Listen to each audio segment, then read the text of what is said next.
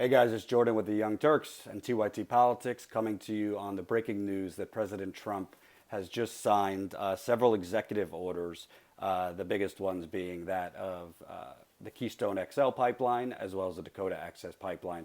The orders essentially provide fancy language for ramming both projects through.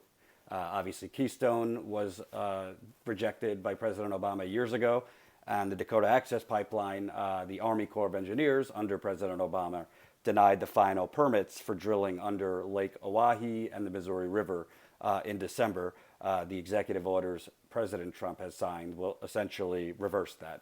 Let me read you the full quotes of what he said and then offer you my take. He went through 5 different executive orders. The first one, he said, "This is with regard to the construction of the Keystone pipeline, something that has been in dispute and is subject to a renegotiation of terms. And if they like," if they, talking about, I assume TransCanada, the pipeline company, "and if they like, we'll see if we could get that pipeline built. A lot of jobs, 28,000 jobs, great construction jobs." So that's what he said about Keystone XL. It's not 28,000 jobs. That's totally a made-up figure. Like most of these pipelines, the oil companies and the politicians that support it make up the number of jobs to ram it through. Keystone, reigniting and resuscitating the Keystone pipeline will not create 28,000 jobs. And as you saw during the fight over Keystone years ago, it's very dangerous to the environment, this pipeline. Then Trump moved on to the Dakota Access Pipeline. He said, "This is with respect," and while he's saying it, he has the paperwork in front of him that he's about to sign. "This is with respect to the construction. This is with respect to the construction of the Dakota Access Pipeline. Again, subject to terms and conditions to be negotiated by us." So this language is extremely vague. We don't know who he's talking about negotiating terms with.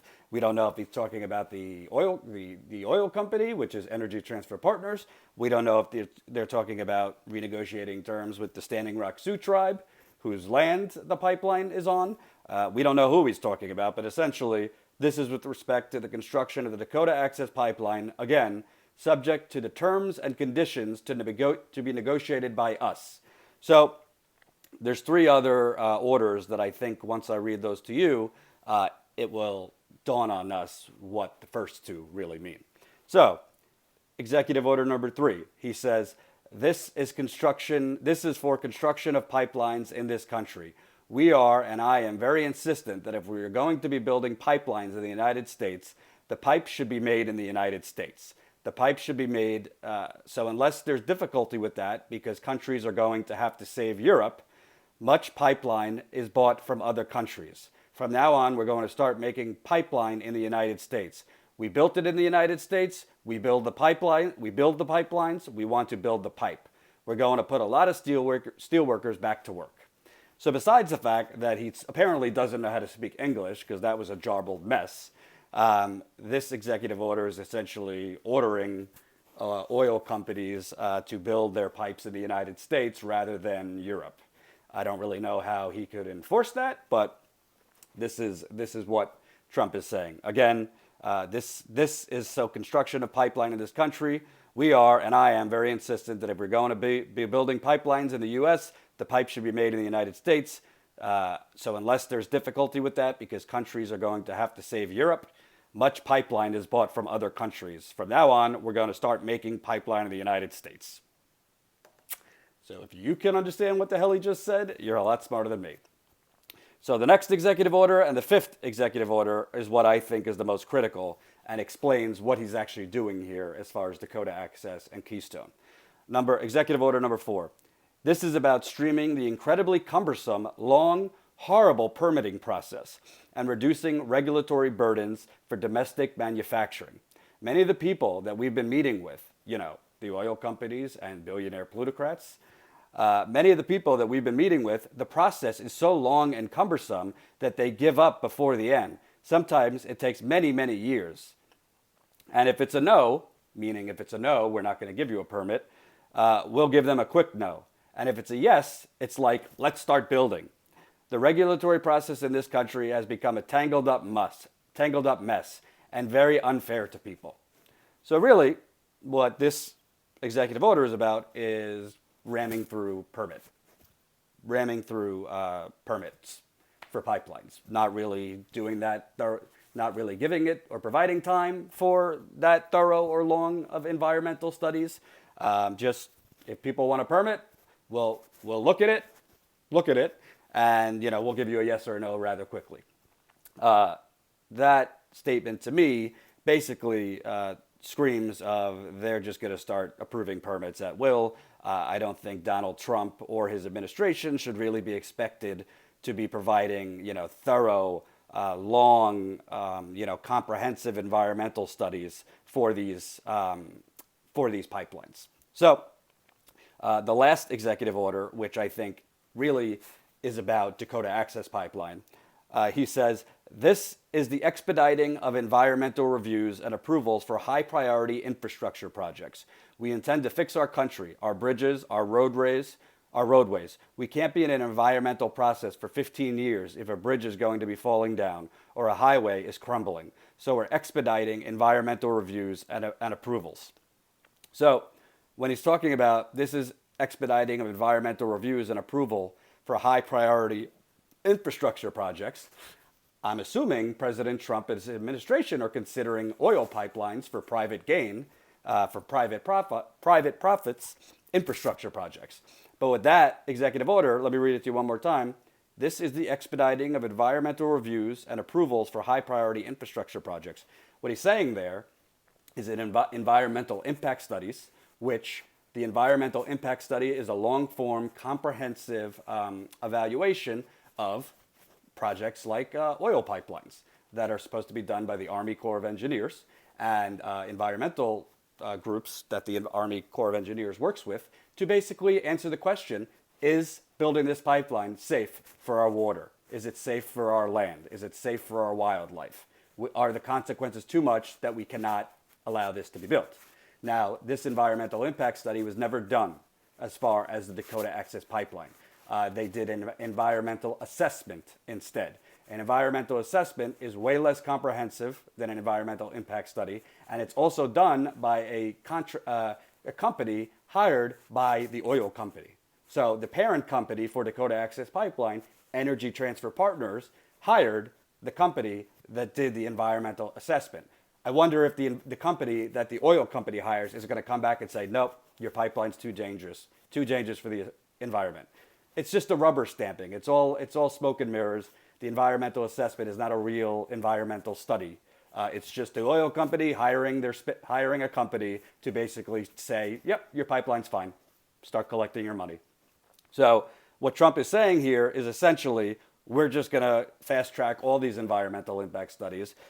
Normally, they're supposed to be anywhere from 6 months to 18 months. It seems to me like he's acting kind of like a political crackhead that he needs his fix right now. So he wants to start building now. He wants to get these pipelines up now. He wants to, pay off his donors now.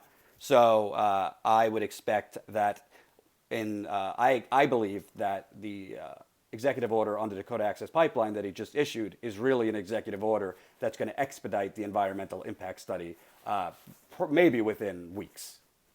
Basically, what happened was in the final days of the Obama administration, the Army Corps of Engineers denied the final permit for drilling under Lake Oahe in the Missouri River.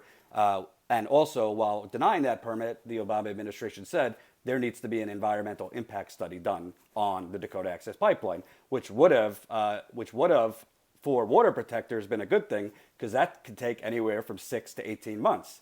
And 6 to 18 months means that pipeline's still not in service. Investors are still losing money. More of a chance that investors pull out of the project. More of a chance that Energy Transfer Partners just says, screw it, we can't afford it, we can't take all these losses. They were saying they were losing $20 million a week as a result of the pipeline not flowing. So a full environmental impact study, a comprehensive one, could drag out the process and ultimately be the fatal blow to the pipeline ever being fully built and the oil flowing. But what Trump is saying here, this is the expediting of environmental reviews and approvals. For all we know, Trump is going to force the Army Corps and just ram this through within a few weeks, and then they're going to drill.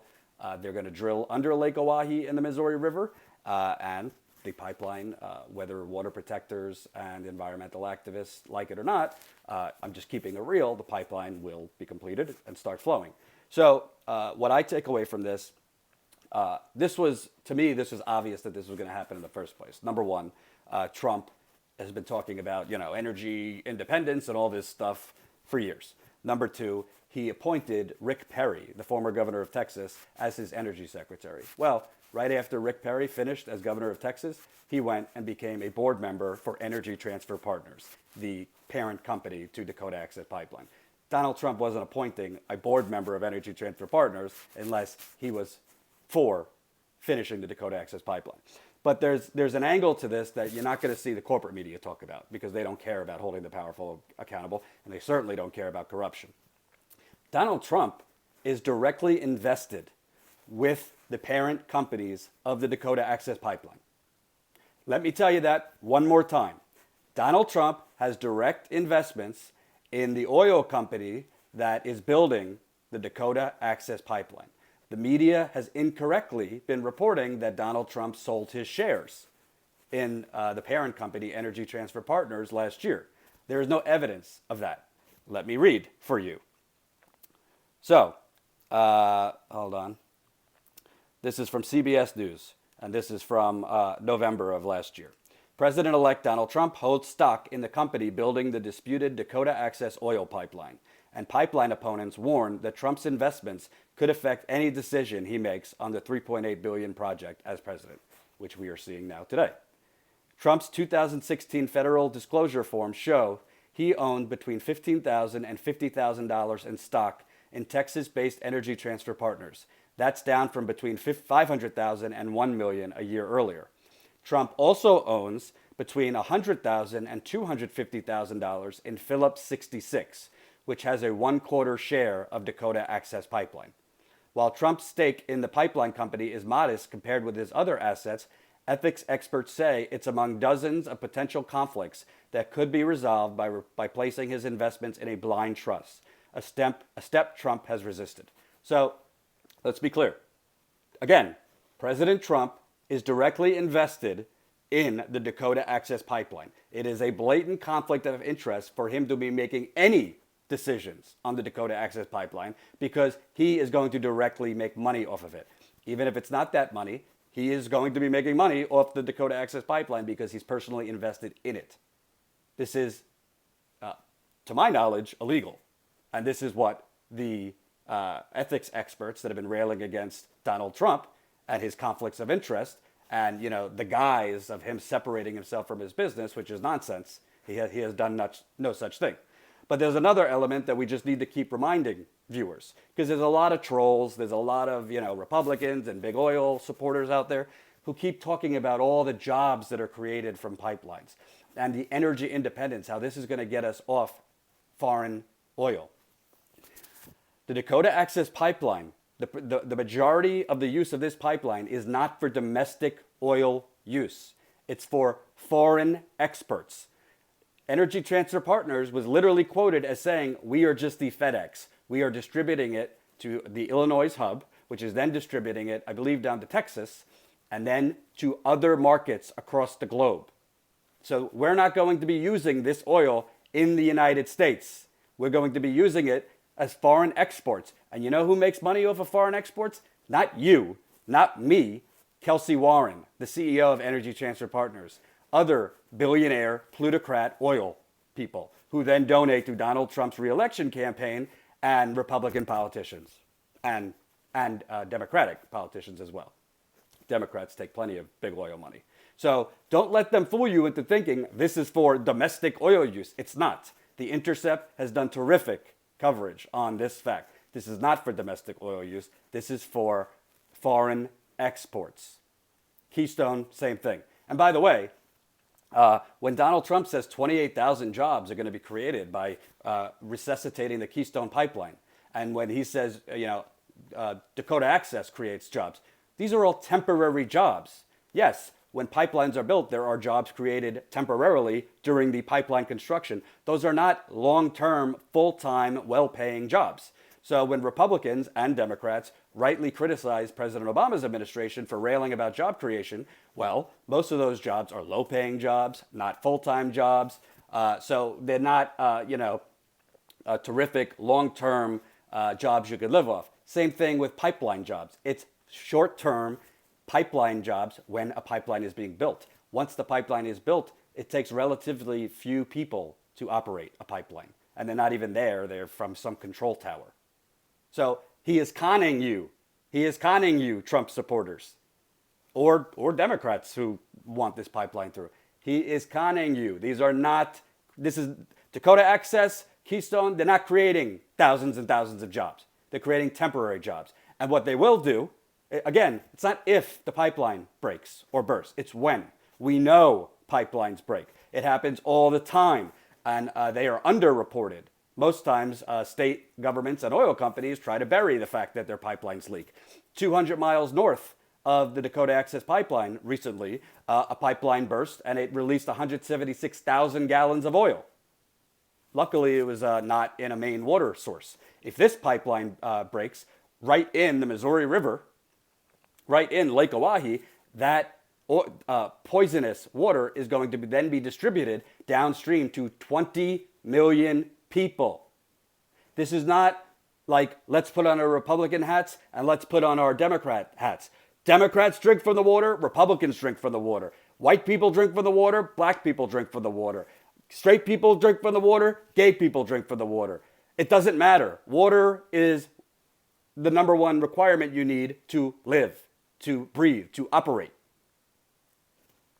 So when Donald Trump signs an executive order, we're going to expedite the environmental review process. We're going to expedite the permit process. What he's saying is, by the way, earlier in the day, he called himself, I'm an environmentalist. Let me read you that outstanding quote. In a meeting with business leaders this morning, he says, I have friends that want to build in the United States. They go many, many years and then they can't get their environmental permit over something nobody's ever heard of before.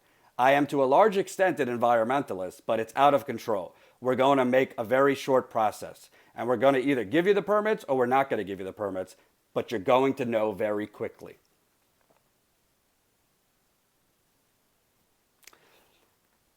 Folks, I think that I covered the Dakota Access Pipeline. I was there 5 times. My most recent time, I was there for a month. It was definitely a story that affected me. It's changed my view on a lot of things. And this is really about a lot more than just water. This is, obviously water is the most important thing, but this is about the never-ending greed of our politicians and the oil goons and the Wall Street bankers that they actually work for. This is about never-ending greed versus humanity. And you're either on one side or the other. You can't be on both. You're either on the side of making Energy Transfer Partners billions of dollars more, or you're on the side of protecting human rights and people's water. That's what this is about. I'll stay on this story. I will update you on TYT Politics. I might do a Facebook Live video today on this as well. I will let you know as I hear if there's going to be continued protest, if water protectors will be returning to North Dakota. I actually am a little sick. I actually have 101 fever at the moment, so I'm trying to just ram through right now because I'm not feeling great, but I'm going to get you as much as I can today and tomorrow. Thanks for watching.